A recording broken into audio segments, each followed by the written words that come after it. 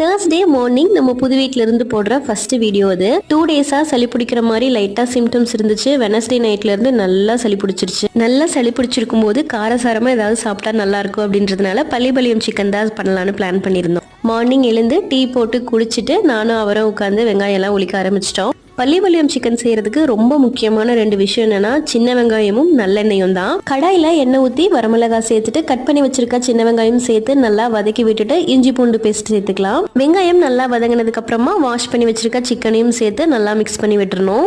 தேவையான அளவு உப்பு சேர்த்து ஒரு 10 மினிட்ஸ் மூடி வச்சு இறக்கணும்னா சூப்பரான பள்ளிபாளையம் சிக்கன் ரெடி. சிக்கன் சமைச்சு வச்சுட்டு வீட்டுக்கு பின்னாடி இருக்கிற செடிக்கெல்லாம் தண்ணி ஊத்திடலாம் அப்படின்னு சொல்லிட்டு தண்ணி ஊத்திட்டு செம்பருத்தி பூ நிறைய பூத்து இருந்துச்சு. அதெல்லாமே பறிச்சுட்டு வந்து சாமிக்கு வச்சாச்சு. எனக்கு சளி பிடிச்சாலும் சரி காய்ச்சல் வந்தாலும் சரி டேப்லெட் மேக்ஸிமம் எடுத்துக்க மாட்டேன். இந்த மாதிரி காரசாரமா ஏதாவது சாப்பிட்டுட்டு நல்லா தூங்கி எந்திரிச்சாலே சரியாயிடும். உங்களுக்கு சளி பிடிச்சிருக்கும் போது எந்த மாதிரி ஃபுட் சாப்பிட உங்களுக்கு பிடிக்கும் அப்படின்னு கமெண்ட்ஸ்ல சொல்லுங்க.